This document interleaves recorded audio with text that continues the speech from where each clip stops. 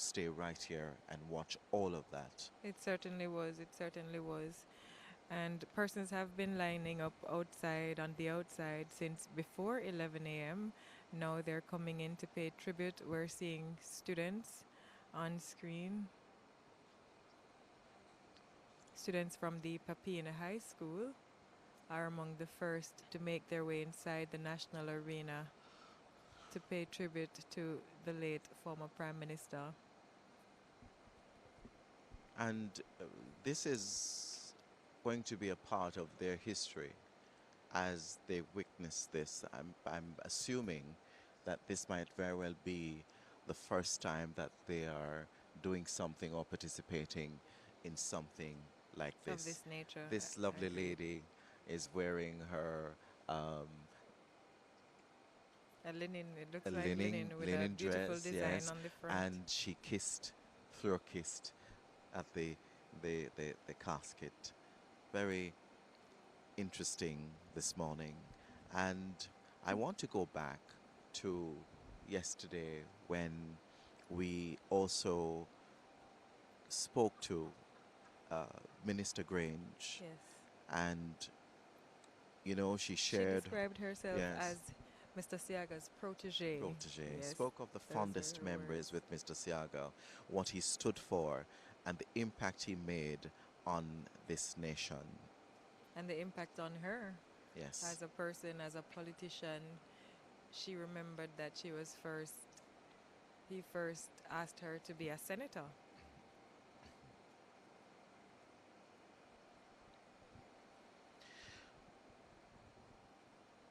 On your screen, you're seeing the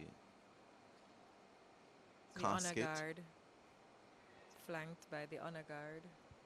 draped in the national flag. There is a very small table at one end. On top of that table, you're seeing the insignia cushion, Yes.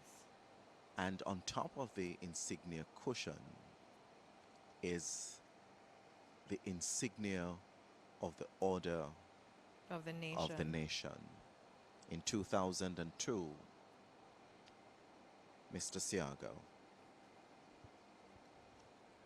Was conferred with membership in the Order of the Nation, the second highest honor of Jamaica. which allows him to be styled as the Most Honourable Edward Ziaga, him as well as his wife, Adrian. Yes.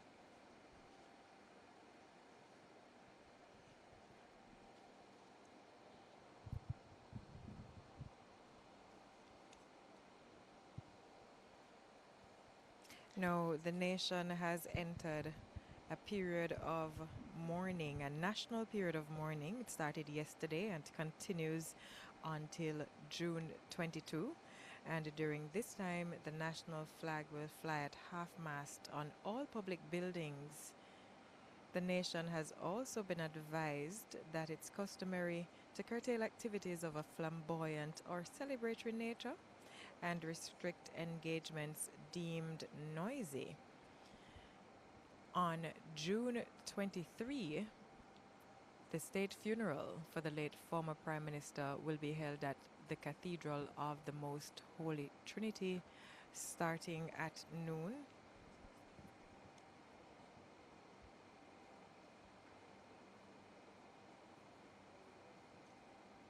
And Minister Grange spoke about a revival table that happened last night in Hmm. Tivoli Gardens.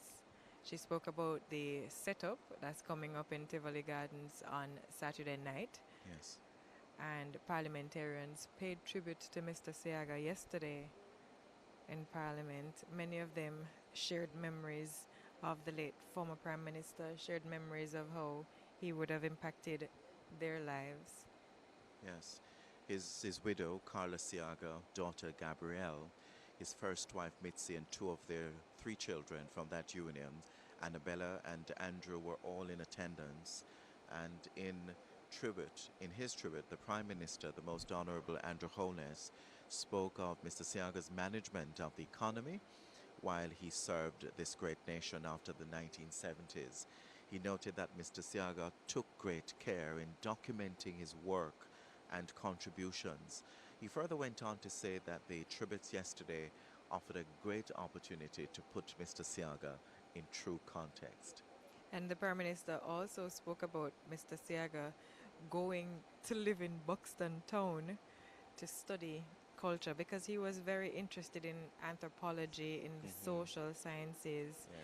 And as the Prime Minister said, it was that time spent among the people which Mr. Seaga valued beyond measure, as it enabled him to see what he had read about take shape. And it also shaped the many contributions he would go on to make to Jamaican life as we know it. Absolutely.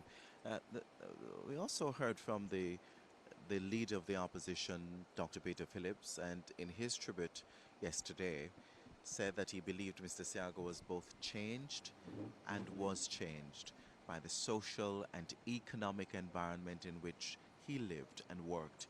He referred to Mr. Seaga as a firebrand of the early years who matured into an institution builder and a guardian of our constitutional democracy.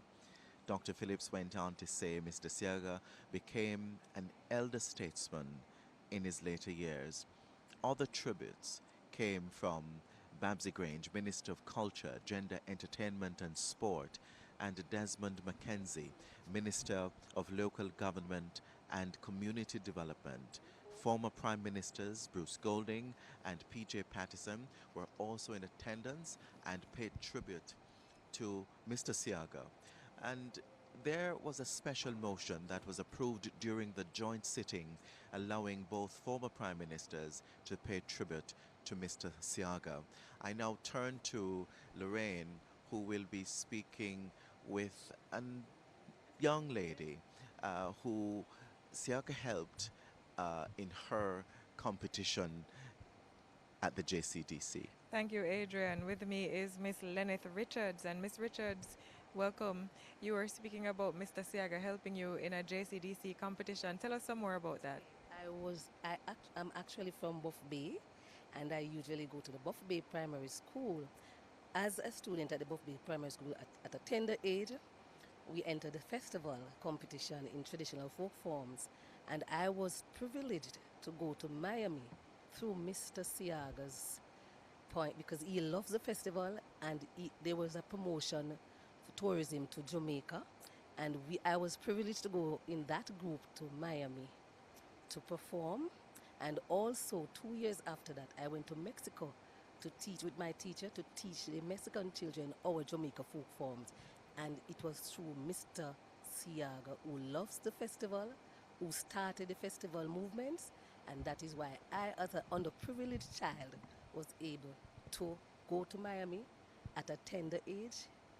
Persons, when we went to Miami and Mexico, they thought I was one of those ambassadors' children. Never know that I was just one of those underprivileged because of Mr. Seaga. And I am so grateful that the Lord had gave him to us, and I'm proud of what he has done for Jamaica and for the people, not born into Jamaica as a person from another country and take Jamaica as his own and never leave from he put his foot here. Right, and what are you doing now? What do you do now? I now work at the Jamaica Cultural Development Commission as the traditional folk form development specialist. Okay, so you never left traditional folk forms? Not really. I wanted to be just like Mr. Seaga wanted to do medicine. I wanted to be a nurse, and I still want to be a nurse. But because of this exposure to the festival, I was able to use this as a second. So I'm still here now doing the traditional folk forms. All right, thank you so much for talking to us. All the best. There she's expressing her gratitude to Mr. Seaga and what he did. And this is all about cultural development. He indeed created and established the Jamaica Festival, in which institutions compete annually in the literary, performing, plastic and graphic arts, as well as culinary skills leading up to the independence celebrations. This festival has become the showcase of Jamaican talent and the cradle of our traditional cultural expressions. He did indeed establish Jamaica Festival in 1963, and we were actually privileged to hear a clip of him. He was then the Minister of Social Development and Welfare, giving the rationale for the festival.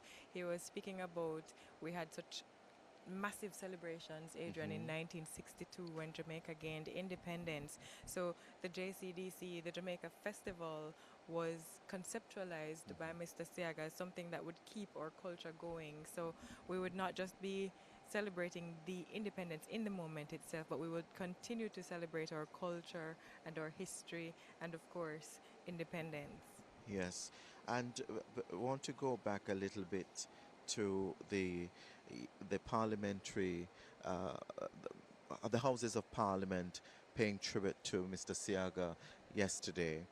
And yesterday, Lorraine, as I watched parliamentarians pay tribute to Mr. Siaga during a special joint sitting of both Houses of Parliament, I couldn't help but chuckle a bit as President of the Senate, Thomas Tavares Finson, explained the nickname Blinds.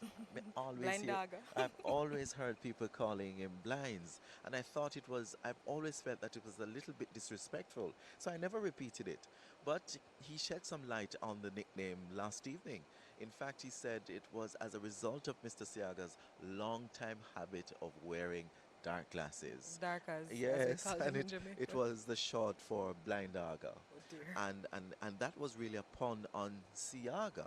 And it was never a form of disrespect, he said. Oh, And Mr. okay. Siaga, too, would oftentimes share that story and he would laugh about it. But we're not telling people to go and call Mr. Siaga any blind aga. No, That's not no, what we're definitely saying. not. We're simply explaining how the name came about. I was also hearing a tribute, Adrian. I can't recall who it was from, which parliamentarian, but I remember them saying that a motorcade that Mr. Siaga was in came under heavy gunfire, Yes. but Mr. Siaga was only concerned whether there was air conditioning In the in front a room. room, yes. And it's reported that he said, once you heard the shots, then you're all right because you didn't get shot. Yeah. So once you were able to hear the As a shots, matter of fact, you're good. what happened is that I think it was Tom Tavares Finson at the time when he said, Mr. Siaga said to him, ask Mitzi if the air It's conditioning was working. working in the front room. And he said, boss, that's all. Just come through some gunshot a while ago. And, these are the fond memories. And, it means a lot as they pay tribute to this man who meant such a great deal to all of them and all of us. And yesterday, too, was a revival table. Yes. The revival table, I wasn't there physically, but I had the opportunity to witness it, to look at it or watch it on television. And it was in tribute to Mr. Siaga. Members of his family were in attendance, two of his children, Andrew and Annabella.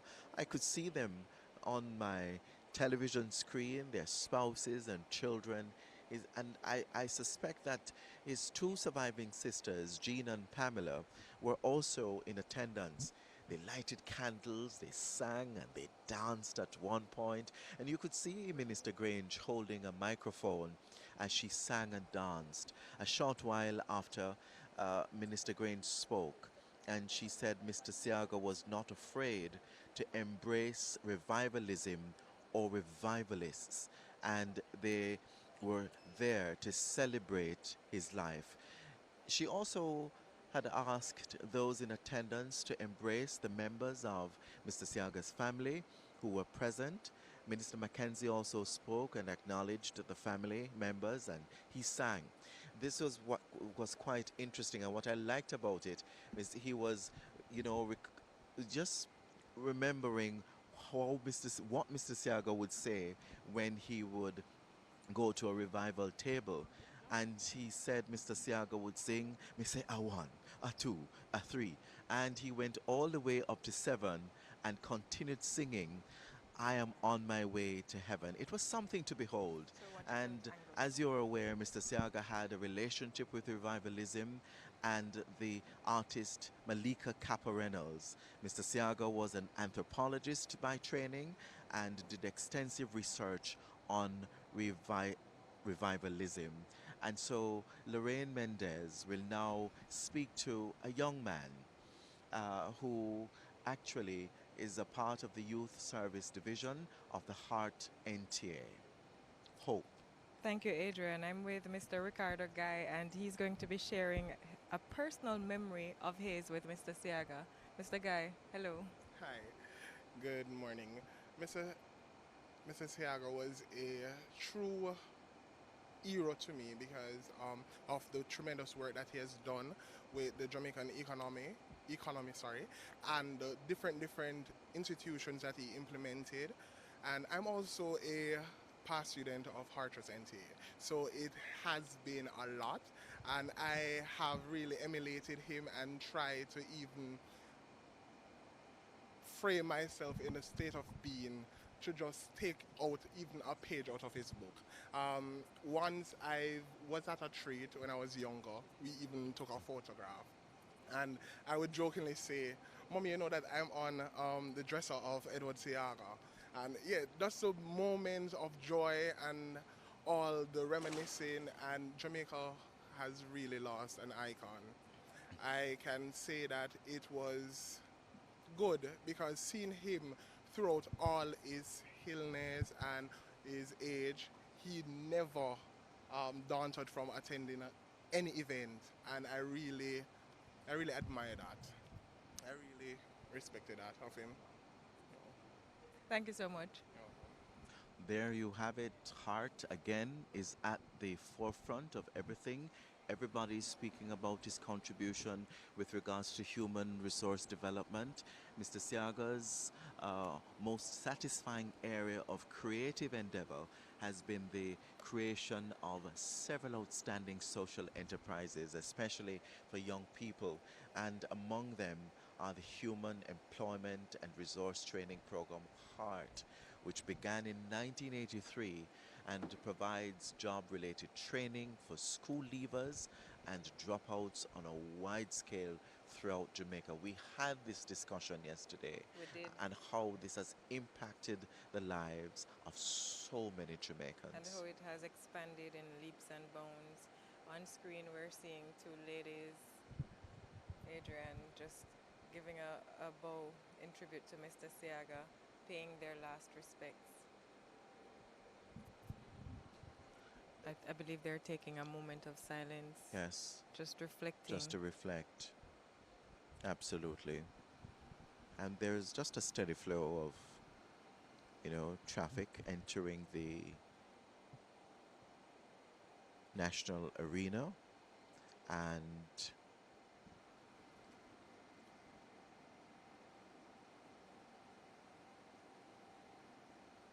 You were speaking about what you saw from the revival table. oh yes, it was it was it was really a great experience just to witness all of that. And I was mentioning while you were conducting that interview with the gentleman that Mr. Mackenzie said Mr. Siaga would sing, me say a one, a two, a three.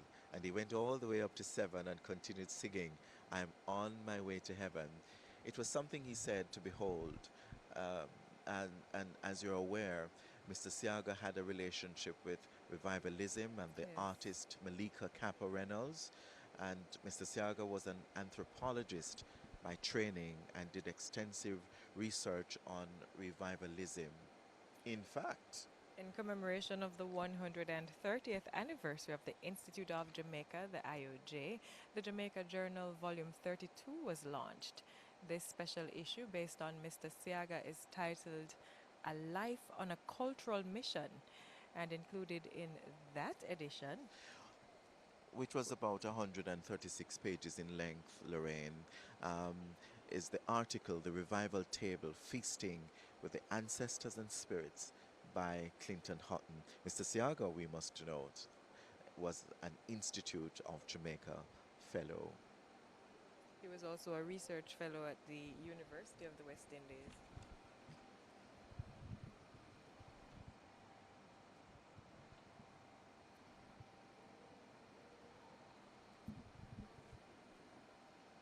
And I'm not too sure if you can see quite clearly, um, but there are two portraits of the late former Prime Minister. They are both printed in black and white. And so oftentimes we would see those who are filing past the casket Pause to look at the pause photographs. to look. Some would kiss the Blow a frame, kiss or some blow a would kiss. blow a kiss. You know, I just recalled the lady yesterday from California who said she was here 2 weeks ago in Jamaica, and she on her way back to California, she heard the news, or she received the news that Mr. Seaga had made his transition, and she said she had to come back. She did, because she was saying she was here during the Mhm. time of his illness. She was delaying her leaving, but they said, "Oh, you can go, man." And then she said when she was on the plane, she heard that he had passed. So she Yes, just had to come back. and she had gotten a little bit emotional yesterday while she was speaking with you, and she said she didn't want to talk further because She was going to cry. she would, yes. And you know, as we continue to speak on the achievements of Mr. Siaga and some hobbies, you know, Mr. Siaga. And as I was mentioning, you were saying he was an Institute of Jamaica fellow. He was a research fellow at the University of the West Indies, Yes, and on up to the time mhm, of his passing, he was chancellor at the University of Technology. Technology Jamaica, indeed. And Mr. Siaga, as I was saying, the achievements of Mr. Siaga and some of his hobbies. Did you know that Mr. Siaga played tennis, No. hunted and collected Jamaican folk music? A keen gardener, an amateur landscaper. Did you know that, Lorraine? No, sir. Thank you. Mr. Siaga has, well, he translated his love for plants and flowers into the beautiful, enchanted garden resort. That one I knew. Yes, which has become a unique attraction in Jamaica. He was also a member of the Kingston Cricket Club, various hunting clubs, and the Jamaica Skeet Club. He was highly involved. And we had mentioned yesterday that his political career began in 1959 when Sir Alexander Bustamante, the founder of the Jamaica Labour Party, nominated Mr. Seaga to serve in the upper house of the Jamaica Legislature and in the Legislative Council and later the The Senate, Senate. right. And his appointment at age 29 made Mr. Seaga the youngest member ever appointed to the Legislative Council, which established the framework for national independence in August 1962.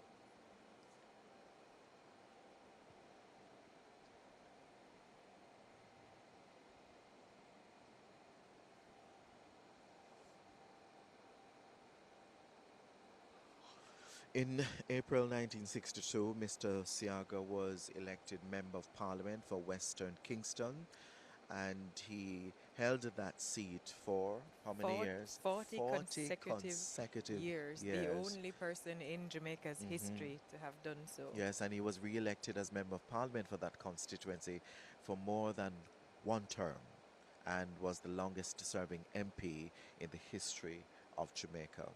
And immediately after winning his seat in 1962, Mr. Seaga was appointed to the cabinet as Minister of Development and Welfare. And following the 1967 general elections, he was made Minister of Finance and Planning.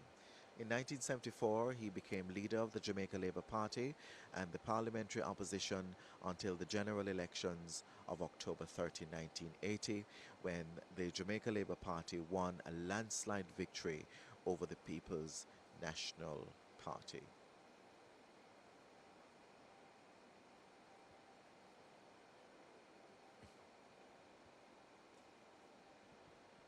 It is said that the mandate of Mr. Seaga and the Jamaica Labour Party was renewed in the uncontested 1983 general elections.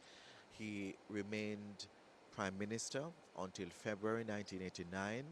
Mr. Seaga was also Minister of Finance and Planning, and his portfolio included responsibilities for information and culture. No surprises there. Yes, and several economic and social programs which have had a significant impact on Jamaica's growth and development were conceived and initiated by Mr. Seaga. And we spoke extensively about heart and it being one of his lasting legacies. I believe the Urban Development Corporation, the UDC, can also be viewed as a lasting legacy of Mr. Siaga. The work that the UDC has been doing in, well, their slogan is making development happen for you. The work that the UDC has been doing in making development happen in Jamaica is unmatched. So Mr. Seaga established the Urban Development Corporation UDC in 1968, and through the UDC, the waterfronts of Kingston, Ocho Rios, and Montego Bay were developed into major resort, residential, port, commercial, and office complexes. And Adrian, yesterday I was telling the story about persons in Ocho Rios mentioning that when the trucks with huge stones were coming in, they were wondering what's happening to the town. But no, Ocho Rios, I'm sure many of them perhaps cannot even remember what it looked like before Yes, now. absolutely.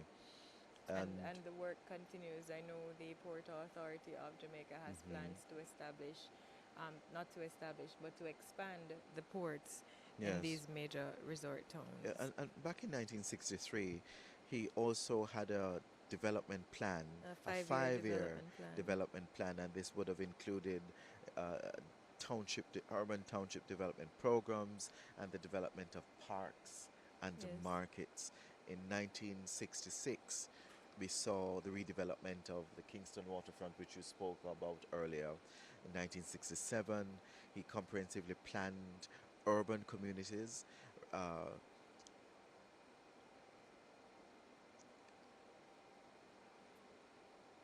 In 1967, there was the reclamation and development of the Otras waterfront. Now look at Turtle Beach. Look at Turtle Beach Turtle Beach, right? and Turtle Beach Park. Yes. It is a beautiful sight to behold now as you enter Ocho Otras, Rios. just down from the at the end of Fern Gully, right at that traffic light. Yes. It is really beautiful. Mr. Seaga also established or built the Jamaica Conference Center, which is right on the Kingston waterfront. I believe as part of his plans for the redevelopment of the Kingston waterfront. And the National Conference Center, I believe, was the Now known, headquarters right? of the It still International is, yeah. Seabed. Still is the yes, headquarters of the International Seabed Seabed Authority. And that was constructed in 1983. Yes. Also in 1983, National Committee for Drug Abuse and MPM, Beautification and Public Cleansing, Metropolitan Parks and Markets. In 1988, the reclamation of Montego Bay waterfront. In same year, Negril Development, Bloody Bay. Right. In 1988, Social Well-Being Plan. And you know, yesterday while we were watching the Houses of Parliament paying tribute to Mr. Seaga, Everald Warmington highlighted some of these achievements, Right. you know, and he wanted to paint that picture that Mr. Seaga indeed had achieved so much and had made a great level of contribution to the development of this great enterprise called Jamaica. And Mr. Seaga is credited for establishing several financial institutions, including the Jamaica Stock Exchange in 1969, which for the past 2 years has been named the best performing stock exchange.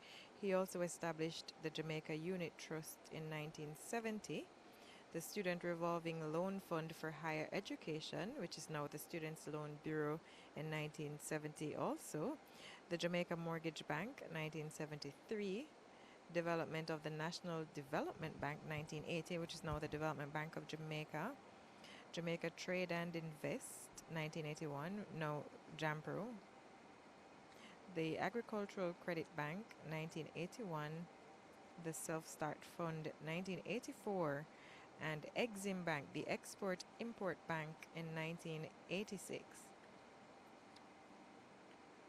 In 1984, he instituted the food stamp program for the elderly, the poor, and lactating mothers.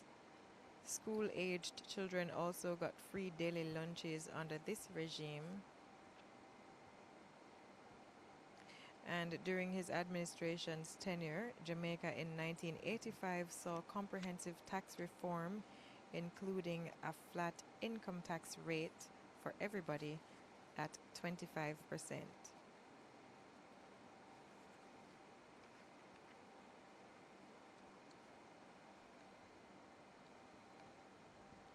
Members of the Jamaica Defense Force Honor Guard preparing to relieve each other. I was informed by the Jamaica Defense Force, Adrian, that they do 30-minute stints.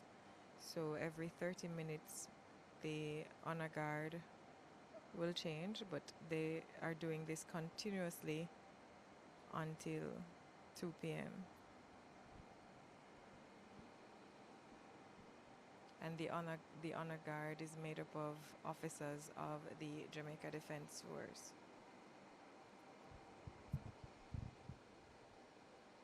And as we continue to witness that on your screen, we were actually speaking about his achievements in different areas. And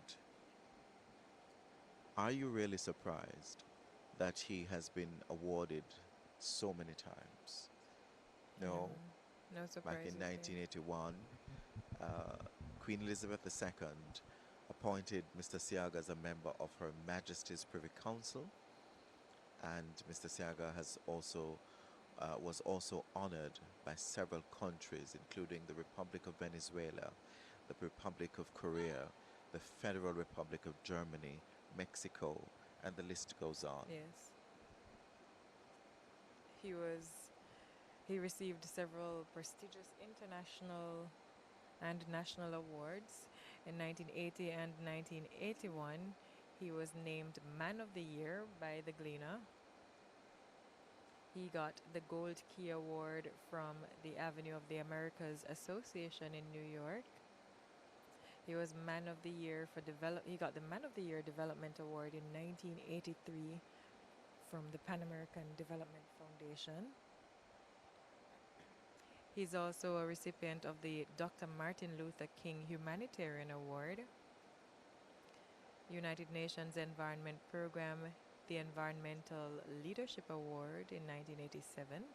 And many honorary degrees from the University of Miami, Tampa University, University of South Carolina, Boston University, where he and Hartford University.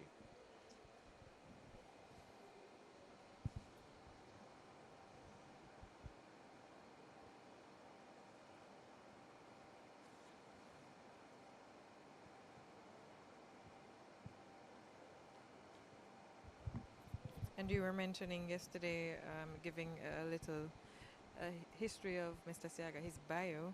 He was born May 28, 1930 in Boston, Massachusetts, to parents Philip and Erna.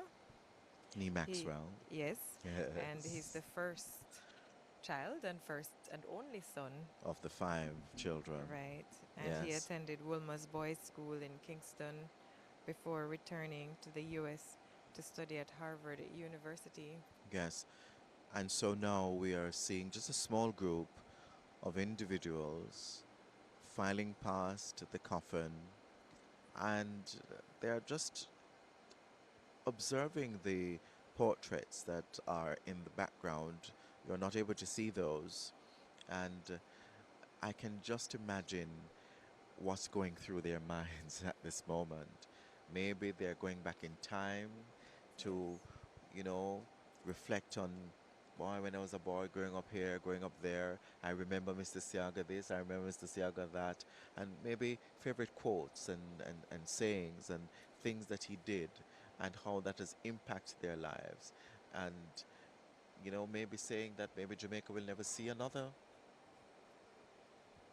Person individual like Mr. like Saiga. Mr. Seaga. It was even outlined in Parliament yesterday where Desmond Mackenzie, also uh, A a mentor. mentee, Mentee, sorry. yes, and who said that never in the history of this country will you see another person as Mr. Seaga.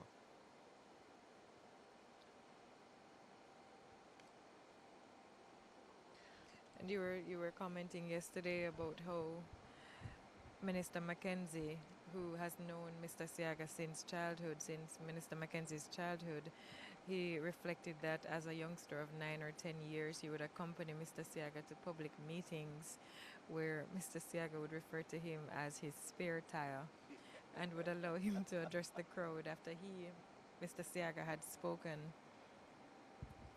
Minister Mackenzie recalls that in 1965, at 13 years old, he was invited to give a toast on behalf of the people of West Kingston at the wedding of Mr. Seaga and Marie Constantine, known as Mitzi.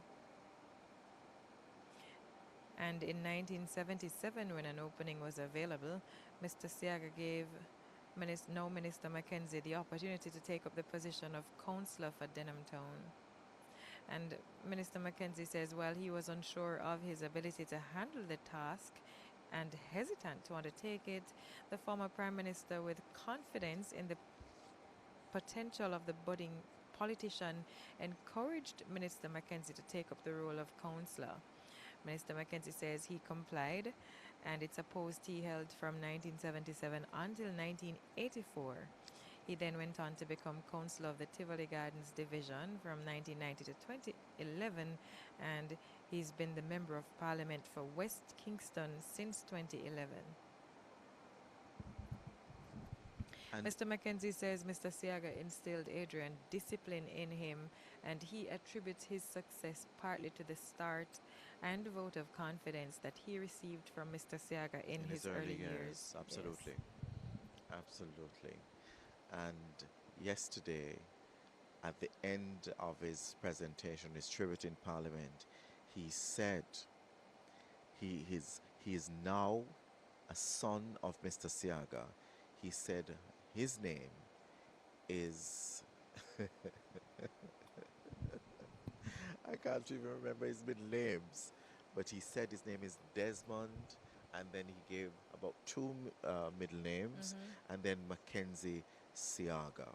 Wow. And immediately the the camera captured Gabriel and his widow, Carla. and the smile that they had on their faces were just warm and inviting, and it shows the kind of relationship that Minister Mackenzie has not only with his widow and his youngest child, but also his first wife With the and the family. older children. Yes.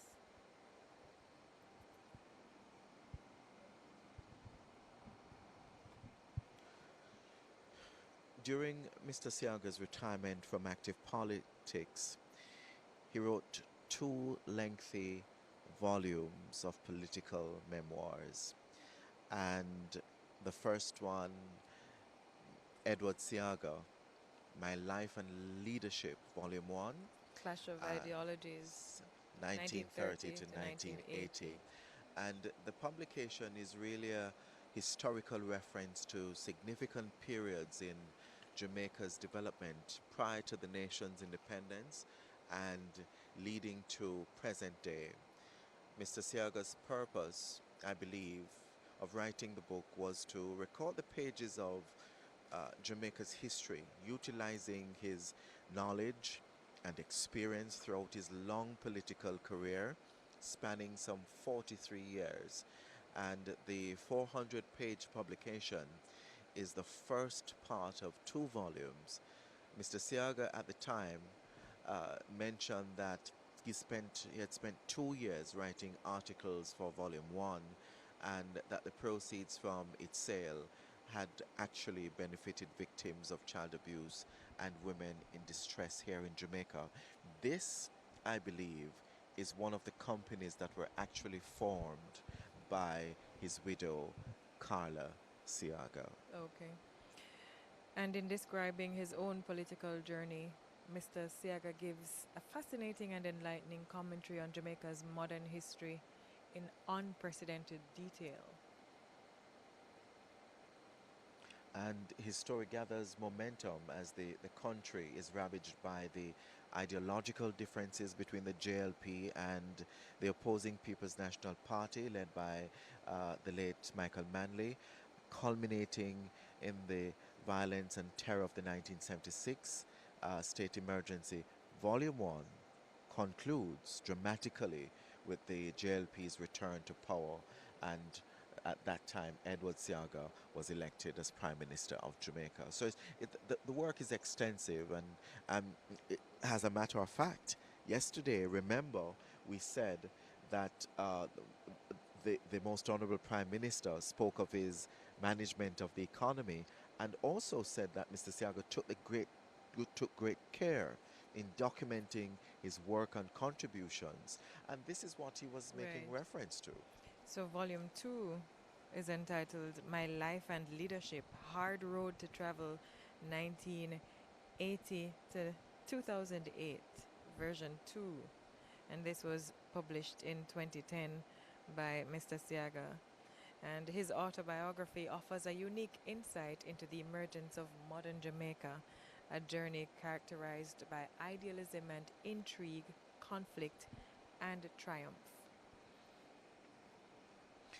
Indeed, and the young protege of legendary national hero, founder and leader of the Jamaica Labour Party, Sir Alexander Bustamante, Harvard graduate Edward Seaga, was drawn to the roots of Jamaican folk society as a research student of the life of the poor in rural and inner city communities, and he rose dramatically through the political ranks of to leadership of the Jamaica Labour Party in Right. 15 years, leading the party For for the the next next 30 30 years. years. And this is all a part of Volume 2 of his memoir, Edward Seaga, My Life and Leadership, Hard Road to Travel 1980 to 2008.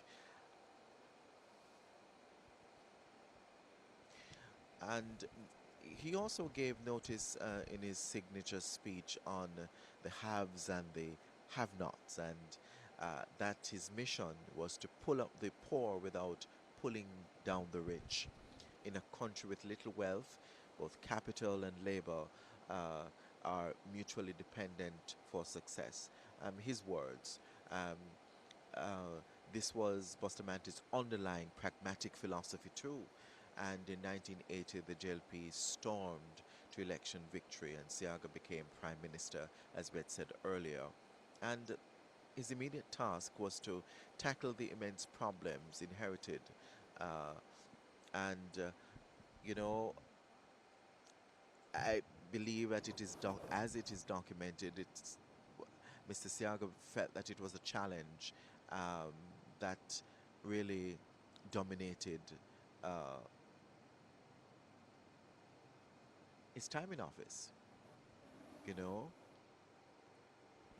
He also has published other books, one on the Grenada intervention, The Inside Story, that was released in 2009. And it gives a historical report of the intervention of Grenada led by the United States and several participating Caribbean countries. It takes a unique stance by outlining the pros and cons of the legitimacy of the intervention, offering a balanced summary in critiquing the intervention. It also provides grounds for provocative argument for legal forums and political study groups interested in the challenges faced by democracy in the region. Absolutely. And there's also revelations beyond political boundaries. There's a paperback, May 15, 2009.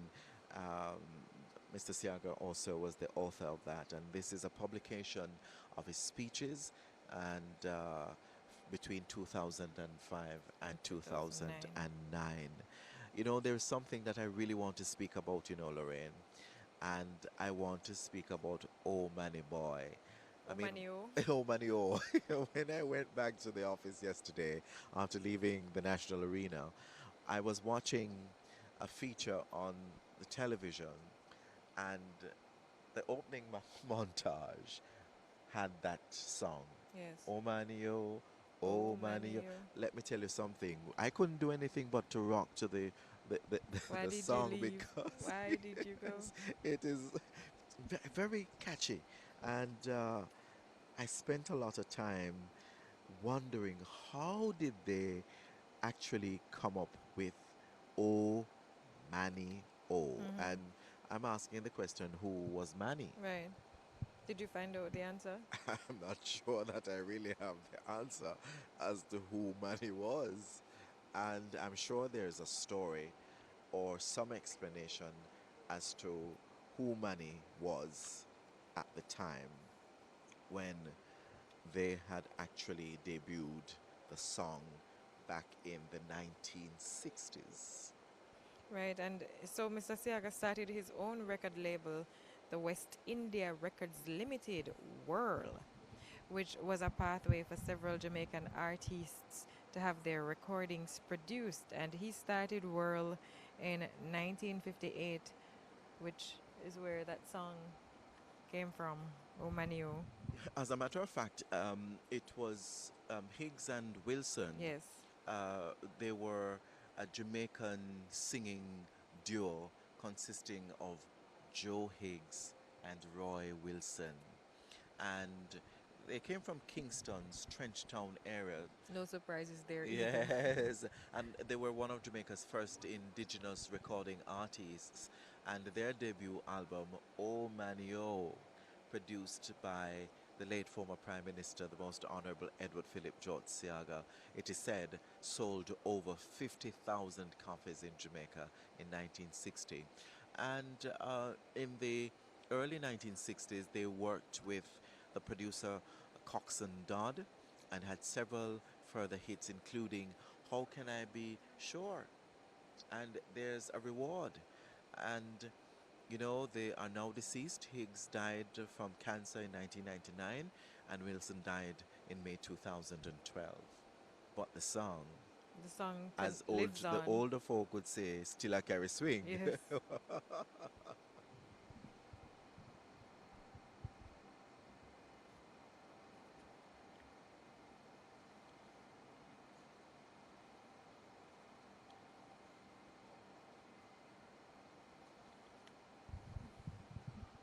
We want to note as well that the period of mourning continues until Saturday, the 22nd, and the Jamaican flag will continue to fly at half-mast on all public buildings.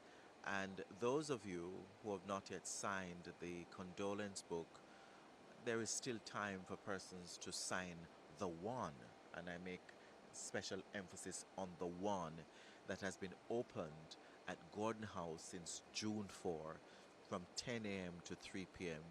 It will be closed, let me repeat, it will be closed tomorrow, June 21 at 3 p.m. And after 3 p.m. tomorrow, you will not be able to sign it.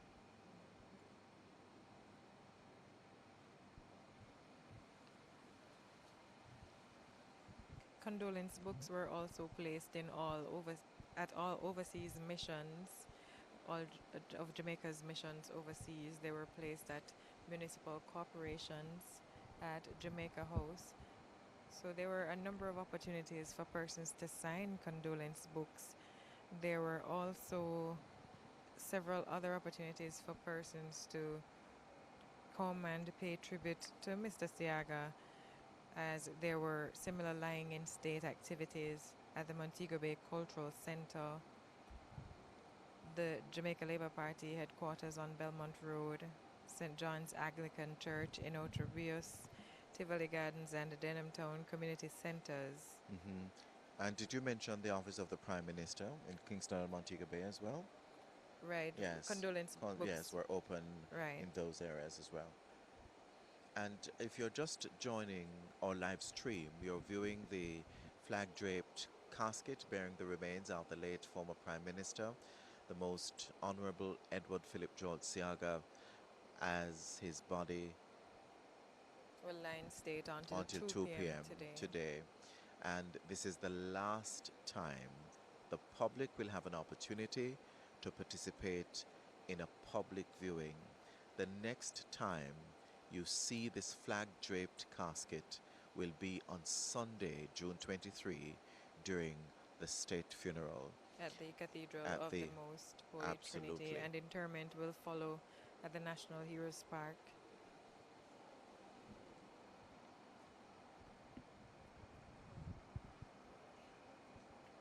And I'm sure the traditional setup, as we call it in Jamaica, that's set for Saturday night at Tivoli Gardens will be an event to remember, a memorable one. And it's open to the public, Adrian, so You know, had I known that revival table would have been so exciting, I would have gone there last evening. I mean, because it was just a great experience just sitting in the confines of my own home and watching the activity yes. unfold. Or the activities, I should say. Adrian, did you know that Mr.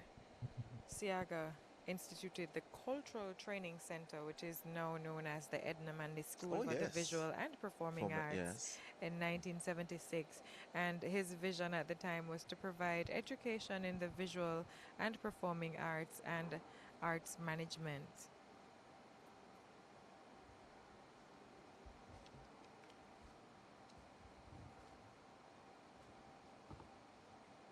And the Jamaica Conference Center, as we said earlier, which is the headquarters of the International Seabed Authority, that was established in 1983. And just yesterday, we concluded the 8th Biennial Jamaica Diaspora Conference, and this was held at the Jamaica Conference Center, which is really a marvelous institution for conferences of this nature and has seen many such events during the history of the conference center. Many major conferences. You know, Lorraine, I want to make reference to, I want to go back to the year 2012 when, His retirement, Mr. Saiga's yes, retirement. what they had to say about Mr. Seaga during that time. Yes. And let me just say this, that I don't know that the sentiments that were expressed then Would be much different now. have changed. Right. Makes sense? And they all acknowledged that he had contributed greatly to Jamaica. You know, at that time, we had heard from Derek Smith, Densmond Mackenzie, Audley Shaw, the Prime Minister now, Andrew Holness, Dr. Ken Ball. We heard from Carl Samuda, and all those persons who had played an active role.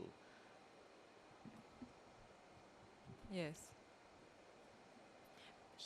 Minister Shahini Robinson, I see you also have a tribute from Minister Shahini Robinson, and I had the opportunity to speak with her at the Lying in State in Ocho Rios, and she mentioned how much of an integral role Minister Seaga played in her election as a member of parliament, or her campaign and subsequent election as member of parliament in St. Anne.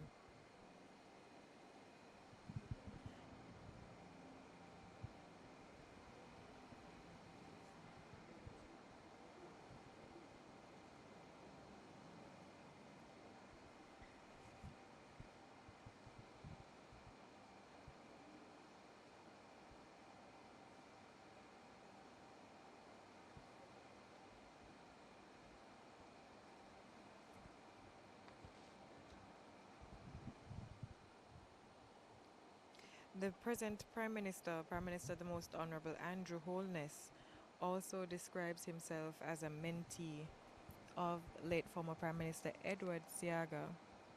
And it says, after leading extensive social work in several inner city communities of Kingston, Prime Minister Andrew Holness was appointed as a personal assistant in Mr. Seaga's office.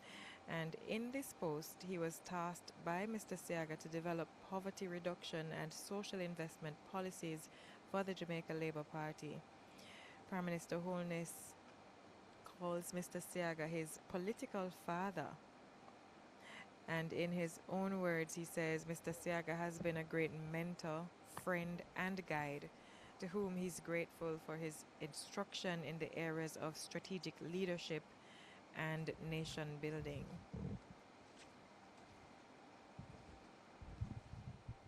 And we're not seeing quite a lot of persons entering the arena. We saw on many of them day two, yesterday. yes. Many of them from the different schools under the Heart Trust NTA. Yes. And we have just a short time to close our Live stream. And this is indeed the second day. I just want to point out something else, that in his tribute yesterday, Prime Minister Andrew Holness said in many ways Mr. Seaga introduced Jamaicans to their culture. He brought Jamaican culture out of the dark and obscure into the light of the mainstream to stand side by side with colonial culture, thereby giving definition to who we are as a people and getting us to accept what we create as being valuable. Right. And the Jamaica Cultural Development Commission really plays an important role through its festival activities in preserving our Jamaican culture, because this is how the children get a chance to experience Jamaican culture, experience what it is that Absolutely. their ancestors, their forefathers did. And it's really a great institution in terms of preserving our Yes. culture. And well, this is really the end of our broadcast on day two from the National Arena, where the body of the late former Prime Minister, the Most Honourable Edward Philip George Seaga, will continue to lie in state until 2 p.m. today.